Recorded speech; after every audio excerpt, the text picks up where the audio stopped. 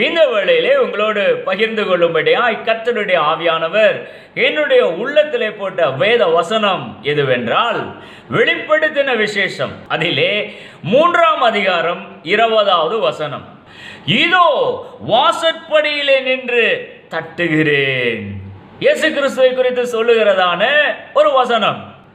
ஒருவன் அந்த சத்தத்தை கேட்டு கதவை திறந்தால் அவனிடத்தில் அவர் பிரவேசித்து அவனுடனே உட்கார்ந்து போஜனம் பண்ணுவாராம். டைனிங் டேபிள் உட்கார்ந்து சாப்பிடுவாராம்.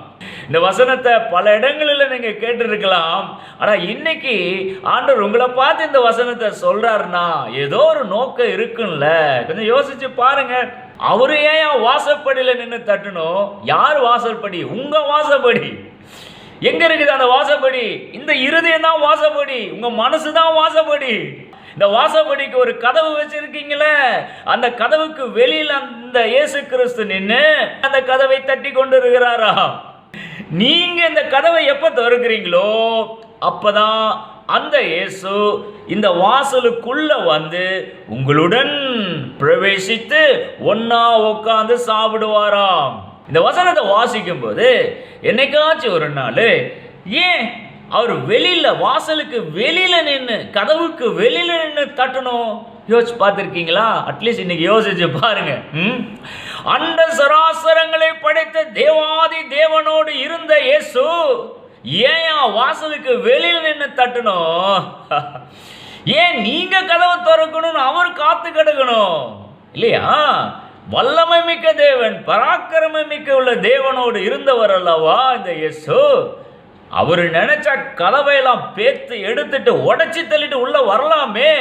ஆனா வரமாட்டேங்கிறாரு, வர மாட்டாரு. வெளியிலே நின்று நீங்களே பார்த்து என்னைக்கு உங்க கதவை திறக்கிறீங்களோ அன்னைக்கு தான் உள்ள வருவாருங்கோ. அது வரைக்கும் வெளியிலே நின்று உங்க இருதயமாகிய கதவை தட்டிக்கிட்டே இருப்பாருங்க, காத்து கொண்டே இருப்பாருங்க. எப்போ என் மகன் தன்னுடைய கதவை திறப்பான், அந்த வீட்டுக்குள்ள போய் பிரவேசிக்கலாம், அவனோட உட்காந்து ஒன்னா சாப்பிடலாம் அப்படின்னு மிகவும் ஆவலோடு கதவுக்கு வெளியில அவர் காத்து கொண்டு இருக்கிறார். அப்போ அந்த வசனத்தை வாசிக்கும் போது ஒரு பாயிண்ட் உங்களால கேட்ச் பண்ண முடிகிறதா? அதுதான் நம்முடைய ஃபோக்கஸ் இன்னைக்கு. கதவை தட்டுறாரு, நீங்க கதவை திறந்தீங்கன்னா உள்ள பிரவேசிப்பாரு, உங்களோட உட்காந்து சாப்பிடுவார். இதெல்லாம் சுவிசேஷத்தோடு தொடர்புடைய ஒரு வேத வசனம். எங்கெங்கெல்லாம் ஆண்டவராகிய இயேசு கிறிஸ்துவின் சுவிசேஷங்கள் பிரசங்கிக்கப்படுகிறதோ அங்கெங்கெல்லாம் அந்த ஊழியக்காரர்கள் இந்த வசனத்தெல்லாம் எடுத்து கோட் பண்ணி காண்பிப்பது வழக்கம். ஓகே. ஆனா ஸ்பெசிஃபிக்கா இந்த வேளையில இந்த வசனத்தை கொண்டு உங்களை பார்த்து நான் சொல்லும்படியாய் முயற்சி செய்கிற காரியம் என்னவென்றால், இந்த இயேசு கிறிஸ்து மிகவும் மென்மையானவர். He is a very gentle God. That is the point I want to emphasize. மிகவும் மென்மையானவர், ஜென்டிலானவர்.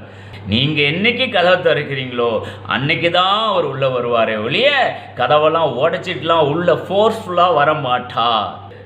இந்த வீடியோவை பார்த்து கொண்டிருக்கிற எல்லா தரப்பட்ட மக்களும் என்ன யோசிக்க வேண்டும் என்றால், இந்த கிறிஸ்துவம் அப்படிங்கிற இந்த மார்க்கத்தில் எல்லாரும் பயங்கரமா ஃபோர்ஸ் பண்ணி ஒரு மனிதனை மனம் மாற்றத்துக்குள்ளாக தள்ளுறாங்க அப்படின்னு அநேக குற்றச்சாட்டுகள் நாம் வாழ்கிற இந்த சமூகத்தில் எழும்புகிறது அல்லவா? மதம் மாற்றுகிறார்கள் அல்லது மனம் மாற்றம் அடையும்படியா செய்கிறார்கள் ஃபோர்ஸ்ஃபுல்லா அப்படிங்கிற மாதிரிலாம் பேசிக்கொள்றதை நீங்க காதுல கேட்டுருப்பீங்க. உங்களை பார்த்து நான் சொல்லுகிறேன், எந்த மனுஷனையும் இந்த கடவுள் ஃபோர்ஸ் பண்றதே இல்லைங்கோ. முதல்ல அதை தெரிந்து கொள்ள வேண்டும். அப்ப கந்தசாமி ராமசாமி இருக்கிறத ஜோசப்பு மோசே அப்படிங்கிற பேரை மாத்திட்டோம்னா மதமாற்றம் அடைஞ்சிட்டாங்க அல்லது மனமாற்றம் அடைஞ்சிட்டாங்கன்னு அர்த்தமா? இல்லைங்க, இல்லைங்க. மனதில் ஒரு மாற்றம் அடைய வேண்டும் என்றால் இந்த இயேசு உள்ள பிரவேசிக்க வேண்டும். இயேசு உள்ளே பிரவேசிக்க வேண்டும் என்றால் உங்க இருதயமாய கதவை அந்த மனிதன் திறக்க வேண்டும். அவன் என்னைக்கு திறக்கிறானோ அன்னைக்கு தான் அந்த கடவுள் உள்ள வர முடியுமே ஒழிய அவர் ஃபோர்ஸ்ஃபுல்லா கதவெல்லாம் உடைச்சிட்டு உள்ள வந்துடணும் அப்படின்னு அவர் முயற்சி செஞ்சா இன்னைக்கு எத்தனையோ பேர், கோடிக்கணக்கான பேர் கிறிஸ்தவருடைய சதவீதம் அதிக சதவீதமாக நாம் வாழ்கிற இந்த இந்திய தேசத்திலே உயர்ந்து காணப்பட்டு இருக்கக்கூடும். அப்படி இருக்குதா? இல்லையே. இப்போ என்னுடைய சிறு வயதில் இந்த இயேசுவை ஏற்றுக்கொண்டேன். யாருமே என்னை கட்டாயம்லாம் படுத்தலைங்க இல்லையா. பார்த்தேன், இந்த வேதத்தை வாசித்தேன், ரொம்ப அழகா இருந்தது, ஏதோ ஒரு கடவுள் பேசுகிற மாதிரியே இருக்குது அப்படின்னு ஒரு உணர்வுக்குள்ள நான் தள்ளப்பட்டு என்னுடைய சிறு வயதில் அப்படியே வந்து விட்டேன். யாரும் என்னை கட்டாயப்படுத்தலையே. அப்படியே கட்டாயப்படுத்தி ஒரு மனிதன் உள்ள வந்தாலும் நான் சொல்லுகிறேன், ரொம்ப நாள் அவனால் நிற்க முடியாதுங்கோ, நிற்கவே முடியாது. இந்த இயேசுவின் அன்பை உணர்ந்தவனாய் காணப்பட வேண்டும். இந்த இயேசுவோடு ஒரு உறவு உடையவனாய் அவன் காணப்பட வேண்டும். அப்பதான் இந்த மார்க்கத்திலேயே ஒரு நிலையான வாழ்க்கையை அந்த மனிதனால வாழ முடியும். அதனால யாரையும் கட்டாயப்படுத்த முடியாது அப்படிங்கிற ஒரு தகவலை இந்த வசனத்திலிருந்து நாம தெரிந்து கொள்ள வேண்டும். அப்போ இவர் என்ன பண்றாரா? மென்மையாக, ஜென்டிலாக அந்த கதவை தட்டுகிறார். அந்த ஜென்டில்னஸ் ஆஃப் காட் இருக்கு இல்லையா, அந்த ஒரு பாயிண்ட இந்த வசனத்திலிருந்து உங்க மனதில் பதிய வைக்கும்படியா நான் விரும்புகிறேன். இந்த காரியத்தை கொஞ்சம் சப்ஸ்டான்ஷியேட் பண்ணி காண்பிக்க ஒரு சில உதாரணங்களை வேதாகமத்தில் உள்ள வேற பகுதிகளில் இருந்து கொஞ்சம் காண்பித்தா நலமானதா இருக்கும் என்று நான் நம்புகிறேன். முதல் வேத பகுதி எங்க இருக்குது அப்படின்னா, மாற்கு 6ஆம் அதிகாரம் 46 51 வரையிலான வசனங்களை நீங்க வாசித்து பாருங்கள். ஆண்டவராக இயேசு கிறிஸ்துவானவர் தம்முடைய சீசர்களோடு சேர்ந்து ஒரு மிகப்பெரிய அற்புதத்தை அந்த இடத்துல செஞ்சிருக்கிறார். 5 அப்பங்கள் 2 மீன்கள் இருக்குது, அதை ஆசீர்வதிக்கிறாரு. அப்படியே மல்டிப்ளை ஆகுது, பெருகுது. அங்க இருக்கிற எல்லா ஜனங்களும் வயிறார சாப்பிடுறாங்க. மிகப்பெரிய அற்புதம், ரைட்?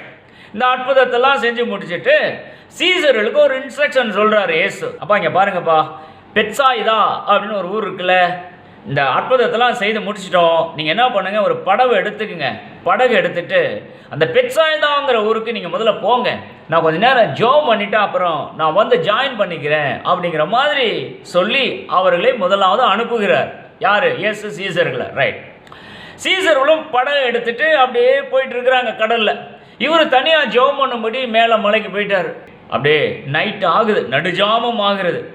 அப்போ ஜெபம் பண்ணிட்டே இருக்கும்போது ஒரு உள் உணர்வு இவருக்குள்ள ஏற்படுகிறது. என்ன உள் உணர்வு ஏற்படுதுன்னா, அந்த நடுக்கடல்ல சீசர்கள் இந்த படகுல தண்டு வலிக்கிறாங்களே, தண்டு வலிச்சு தானே போகணும், தண்டு வலிக்கிறதுல ரொம்ப சிரமப்படுற மாதிரி இவருக்குள்ள ஒரு உள் உணர்வு ஏற்படுகிறது. காற்று அதிகமாக இருக்குது, காற்று பயங்கரமாக வீசுது. சீசர்களால் படவை முன்னோக்கி செலுத்தவே முடியவில்லை, பயங்கர தடுமாற்றம், காற்று பயங்கரமாக அடிக்குது. ஐயோ, இந்த சீசர்கள் கஷ்டப்படுறாங்களே அப்படிங்கிற அந்த உள் உணர்வு இயேசுக்கு உண்டாகிறது. உடனே மலையிலிருந்து கீழே இறங்கி கடலின் மேலே நடக்க ஆரம்பிச்சிட்டார் இந்த இயேசு. வாசித்து பாருங்க. கடலின் மேல் நடந்து அந்த படகு நடுக்கடல்ல இருக்கு இல்லையா, அந்த படகை நோக்கி இவரு கடல் மேல் நடந்து அப்படியே போறாரு. இப்போ ஃபோக்கஸ் பண்ண வேண்டிய முக்கியமான பாயிண்ட் என்னன்னா, கவனிங்க, நல்லா கவனிங்க. படகுல கஷ்டப்படுறாங்கிறத இயேசுக்கு தெரியுதுங்க. நேராக கடல் மேல் நடந்து போகிற இயேசு நேராக அந்த படகுல போய் ஜம்ப் அடிச்சு உட்காந்து, என்னப்பா ஏன்பா கஷ்டப்படுறீங்க? ஓ, காற்று அதிகமாக இருக்குதா? காற்றே இறையாதே, அமைதலாயிரு அப்படின்னு காற்றுக்கு ஒரு கட்டளை இட்டுட்டு காற்றெல்லாம் அமைதிப்படுத்தி விட்டு அழகா சீசர்களோடு அந்த படகுல இவரும் சேர்ந்து அந்த பெட்சாயிதா ஊருக்கு போயிருக்கலாமோ இல்லையோ? போயிருக்கலாம்ல. ஆனால் எடுத்த உடனே கடல் மேல் நடந்து போறவர் டக்குன்னு அந்த போட்ல ஏறவில்லை. That is upon you to notice. ஏறாம என்ன பண்றாரு? அந்த ஒரு வசனத்தை இப்போ வாசிக்கிறேன் பாருங்க.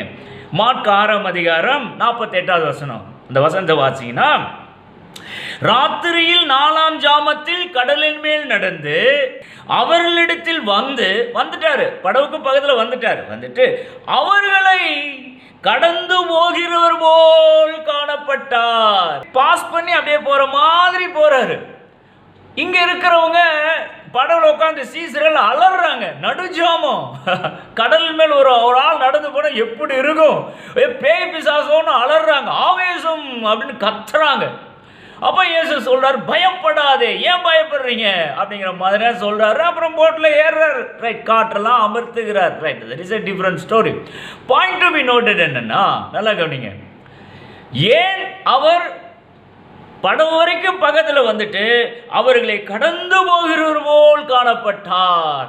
அப்படின்னா இங்கதான் இந்த வெளிப்படுத்தல் 3:20 வாச்சேன் இல்லையா, எவனாயிலும் கதவை திறந்தால் அவர் உள் பிரவேசிப்பார் அப்படின்னு சொன்னேன் அல்லவா. அந்த பாயிண்ட் இங்க வந்து லிங்க் பண்ணுங்க. அவர்களை கடந்து போகிறவர் போல் காணப்படுகிறாரு. இவர்கள் இந்த படவுல உட்கார்ந்து இருக்கிற சீசர்களிடத்திலிருந்து ஒரு இன்விடேஷன் வரணும் அப்படிங்கிற மாதிரி ஒரு சீனை கிரியேட் பண்ணுகிறார். நீ அதெல்லாம் அந்த கோணத்தில் இதை பார்க்கணும். படவுல அலறி கொண்டிருக்கிறார்கள், காற்று பயங்கரமாக அடித்துட்டு இருக்குது. அந்த சினாரியோல இவர் அப்படியே அவர்களை பாஸ் பண்ணி அப்படியே போற மாதிரி ஒரு பாவலா காட்டுறாரு. அதுக்கப்புறம் இந்த சைட்ல இருந்து ஒரு இன்விடேஷன் வர மாதிரி வர வச்சு அப்புறம் டக்குன்னு இந்த போட்ல வந்து உட்கார்றாரு. இது வந்து இந்த கடவுளுடைய ஒரு கேரக்டர், குணாதிசயமா நான் பார்க்கிறேன். ஃபோர்ஸ்ஃபுல்லா எதையும் செய்யக்கூடியவர் இந்த இயேசு அல்ல அப்படிங்கிற ஒரு பாயிண்டை வலியுறுத்தக்கூடிய விதத்தில் இந்த வேத பகுதியை நான் இப்படியாக பார்க்கிறேன். ஒரு இன்விடேஷன் வந்தாதான் அவர் அந்த இடத்துக்கே வருவாரே ஒழிய, இன்விடேஷனே இல்லாத இடத்துல அவர் வாக்கில் அப்படியே கடந்து போகிறவர் போலதான் காணப்படுவார். அந்த ஒரு காரியத்தை உங்களால இந்த வேத பகுதியை வாசிக்கிற இந்த நேரத்தில் உணர முடிகிறதா? அடுத்த ஒரு 2 வசனத்தை வாசிக்கிறேன் பாருங்க. அவர்களை கடந்து போகிறவர்கள் காணப்பட்டார். அவர் கடலில் மேல் நடக்கிறதை அவர்கள் கண்டு ஆவேசம் என்று எண்ணி சத்தமிட்டு அலறினார்கள். அவர்கள் எல்லாரும் அவரை கண்டு கலக்கமடைந்தார்கள். உடனே அவர் அவர்களோட பேசி, திடன் கொள்ளுங்கள், நான் தான், பயப்படாதிருங்கள் என்று சொல்லி அவர்கள் இருந்த படவில் ஏறினார். அப்பொழுது காற்று அமர்ந்தது. அப்போ இந்த சைட்ல இருந்து ஒரு இன்விடேஷன் வரணும் அப்படிங்கிற காரியத்தை கடவுள் எதிர்பார்த்தாரா இல்லையா? எதிர்பார்த்தார். இரண்டாவது வேத பகுதி எங்க பார்க்கலாம் அப்படின்னா, லூக்கா 24ஆம் அதிகாரம் 13 to 31 வரையிலான வசனங்கள். எம்மாவூர் சீசர்கள், லூக்கா 24ஆம் அதிகாரம். ரைட், பேக்ரவுண்ட் என்ன? உயிர்த்தெழுந்த இயேசு இந்த எம்மாவூர்ங்கிற கிராமத்தை நோக்கி நடந்து சென்று கொண்டிருக்கிற அந்த சீசர்களோடு உயிர்த்தெழுந்த இயேசுவும் கூட நடந்து போயிட்டே இருக்கிறார். இதான் பேக்ரவுண்ட் சீனு. ஆனால் அந்த 2 சீசர்களுக்கு தங்களோடு நடந்து வந்து கொண்டிருக்கிற இவரு தான் உயிர்த்தெழுந்த இயேசு அப்படின்னு தெரியவில்லை. இவரும் என்னென்னமோலாம் சொல்லி பார்க்கிறார். நான் தான்ப்பா உயிர்த்தெழுந்த இயேசு, நான் உயிரோடு எழுந்த பொழுது ஏராளமான காரியங்கள் எல்லாம் நான் சொல்லி கொடுத்துருக்கிறேனே, இதெல்லாம் உங்க மண்டையிலே ஏறலையா? புத்தி இல்லாத மந்த இருதயம் உள்ளவர்களே ஊன்னு திட்டுறாரு. அப்பயும் அந்த மண்டைக்கு ஏறல சீசர்களுக்கு இல்லையா? இது ஒரு பேக்ரவுண்ட் சீன். ரைட், இப்போ போயிட்டு இருக்கும்போது எம்மாவூர் அப்படின்னு கிராமத்துக்கும் வந்தாச்சு. நடந்து போயிட்டு இருக்கிறாங்க, கிராமத்துக்கு வந்தாச்சு, அந்த வீட்டுக்கும் வந்தாச்சுங்க. இந்த வீட்டுக்கு வந்தாச்சு. இப்போ பாயிண்ட் பாருங்க. வீட்டுக்கு வந்த பிறகு அந்த வீட்டுக்குள்ள 2 சீசர்களும் போறாங்க. இவரும் அவரோடு சேர்ந்து வீட்டுக்குள்ள போயிருக்கலாமோ இல்லையோ? போயிருக்கலாம்ல, ஆனா போகல. அதான் பாயிண்ட். வசனத்தை வாசி, 2 வசனத்தை மட்டும் வாசிக்கிறேன். என்ன காண்பிக்க முடிய முயற்சி செய்யறேன்னா, உங்க சைடு இருந்து ஒரு இன்விடேஷன் வராவிட்டால் இந்த இயேசு வெளியிலேயே நிற்பாரு, கடந்து போகிறவர் போலதான் காணப்படுவாரு, உள்ள ஃபோர்ஸ்ஃபுல்லா வரமாட்டாருங்கோ. அதை வலியுறுத்த தான் இந்த வசனத்தை வாசிக்கும்படியா விரும்புகிறேன். இப்போ வாசிக்கிறேன் பாருங்க. லூக்கா 24, 28, 29. 28. அத்தருணத்தில் தாங்கள் போகிற கிராமத்துக்கு சமீபமானார்கள். வந்தாச்சு, வீட்டுக்கு வந்தாச்சு, கிராமத்துக்கு வந்தாச்சு. அப்பொழுது அவர் இயேசு அப்புறம் போகிறவர் போல் காண்பித்தார். இவரு டைரக்டா உள்ள போகல, அந்த வீட்டுக்குள்ள அப்புறம் போகிறவர் போல் காண்பித்தார். அடுத்த வசனம். அவர்கள் அந்த 2 சீசர்கள் அவரை நோக்கி, நீர் எங்களுடனே தங்கியிரும், சாயங்காலம் ஆயிற்று. சாயங்காலம் ஆயிட்டியா? பொழுதெல்லாம் போயிடுச்சியா? இந்த நைட்டு போய் எங்கேயா நீங்க தங்குவீங்க? நீர் எங்களுடனே தங்கிரும், சாயங்காலம் ஆயிற்று, பொழுதும் போயிற்று என்று அவரை வருந்தி கேட்டுக்கொண்டார்கள்.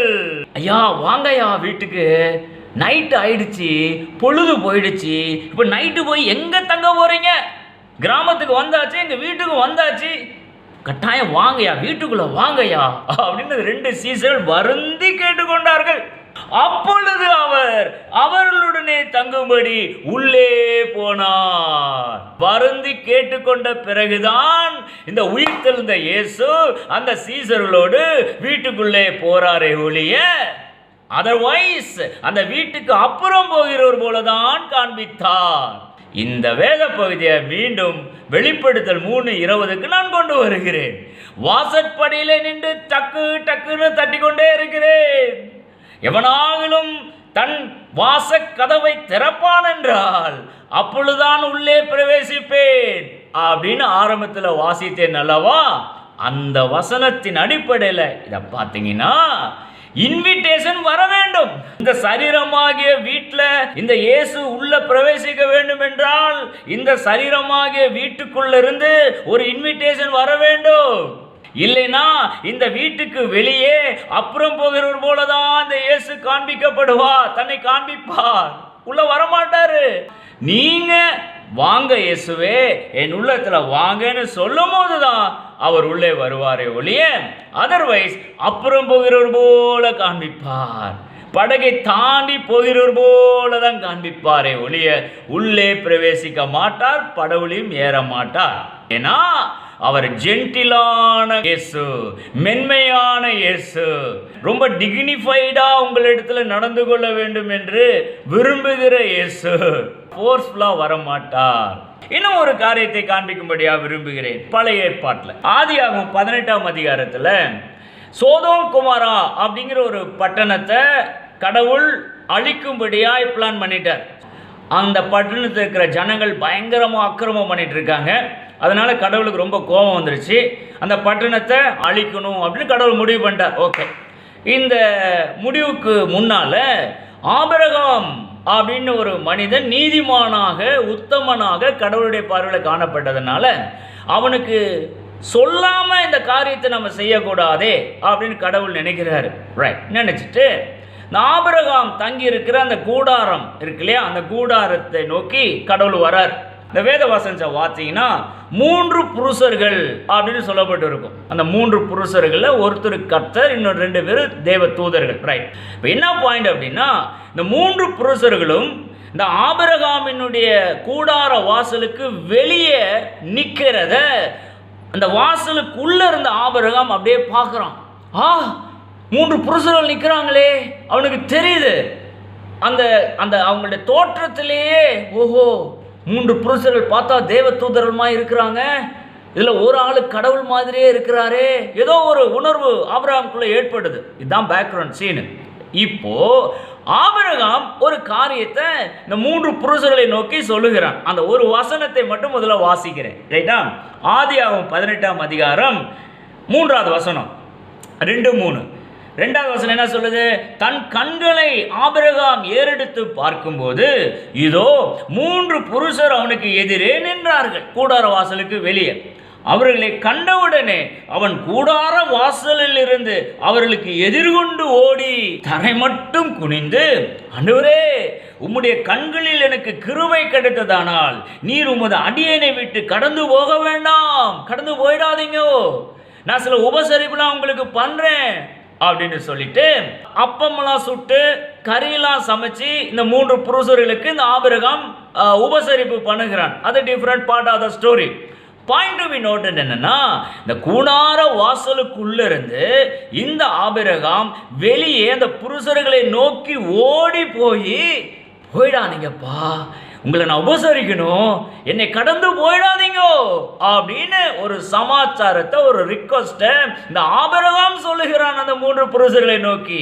அந்த 2 கீ வேர்டை மட்டும் நோட் பண்ணுங்க. 2வது வசனத்துல ஒரு வார்த்தை, இவன் எதிர்கொண்டு ஓடி. 1வது பாயிண்ட். 3வது வசனத்துல நீர் உமது அடியேனை விட்டு, ஆபிரகாம் ஆகிய இந்த அடியேனை விட்டு கடந்து போயிட வேண்டாம் அப்படின்னு ஒரு ரிக்வெஸ்ட் ஆபிரகாம் வைக்கிறான். இந்த வேத பகுதியிலிருந்து கூட நான் எதனை காண்பிக்கும்படியாய் விரும்புகிறேன் என்றால், இந்த ஆபிரகாம் என்ற இந்த மனுஷனுடைய ரிக்வெஸ்டை கேட்டு, வேண்டுதலை கேட்டு அந்த 3 புருஷர்களும் இவனை கடந்து போகாதபடிக்கு அங்கே வெயிட் பண்ணி இவனுடைய உபசரிப்பை பெற்றுக்கொண்டார்கள் அல்லவா? அப்போ ஒரு மனிதனுடைய வேண்டுதல், ரிக்வெஸ்ட், இன்விடேஷன் இதனை சார்ந்து அந்த மனிதனுடைய வாழ்க்கையில கடவுள் பிரவேசிக்க கூடியவராய் இருக்கிறார் அப்படிங்கிற ஒரு காரியம் நான் காண்பித்த இந்த 3 வேத பகுதியிலிருந்தும் உங்களால பார்க்க முடிகிறதா? பார்க்க வேண்டும், பார்க்க முடிந்திருக்க வேண்டும். ரைட். ஸோ இந்த 3 வேத பகுதியும் மீண்டும் அந்த வெளிப்படுத்தல் 3:20 நீங்க ஒப்பிட்டு பார்த்தீங்கன்னா, மீண்டும் மீண்டும் நான் சொல்லுகிறேன், வாசற்படியிலே நின்று தட்டி கொண்டு இருக்கிறார். எவன் கதவை திறக்கிறானோ திறக்கிறவனுடைய வாசலுக்குள்ளதான் போய் இந்த இயேசுங்கிற கடவுள் உள் பிரவேசிப்பாரே ஒழிய ஃபோர்ஸ்ஃபுல்லாக, கட்டாயமாக கதவை உடைச்சிட்டுலாம் உள்ள போக மாட்டார். இந்த 3 வேத பகுதியிலுமே ஒரு காமன் வேர்டு வருகிறதா? ஆதியாகமம் 3:18, மாற்கு 6, லூக் 24, இந்த 3 வேத பகுதியும் பார்த்தீங்கன்னா கடந்து போக வேண்டாம்னு இங்கே ஆபிரகாம் ரிக்வெஸ்ட் பண்றான். கடலின் மேல் நடந்து கொண்டு சென்ற இயேசு படவை கடந்து போகிறவர் போல் காணப்பட்டார் இல்லையா? லூக்கா 24 எம்மாவூர் கிராமத்துக்கு வரைக்கும் வந்துட்டு, வீடு வரைக்கும் வந்துட்டு கடந்து போகிறவர் போல், அந்த வீட்டை கடந்து போகிறவர் போல், அப்புறம் போகிறவர் போல் காணப்பட்டார் இயேசு. அப்போ இந்த 3 வேத பகுதியும் கன்சாலிடேட் பண்ணா கடவுளுடைய அந்த கேரக்டர் உங்களால புரிந்து கொள்ள முடிகிறதா? என்ன கேரக்டர்? எந்த மனிதனுடைய உள்ளத்திலையும் ஃபோர்ஸ்ஃபுல்லாக, கட்டாயமாக உள்ளே பிரவேசிக்க மாட்டார். இப்போ நீங்க வெளிப்படுத்தல் 3:20 மீண்டும் வாசித்து பாருங்க, நன்றாக புரிந்து கொள்ளலாம். வாசிக்கிறேன், கேளுங்கள். இதோ வாசற்படியிலே நின்று நான் தட்டுகிறேன். ஒருவன் என் சத்தத்தை கேட்டு கதவை திறந்தால் அவனிடத்தில் நான் பிரவேசித்து அவனோடு போஜனம் பண்ணுவேன், அவனும் என்னுடனே போஜனம் பண்ணுவான்.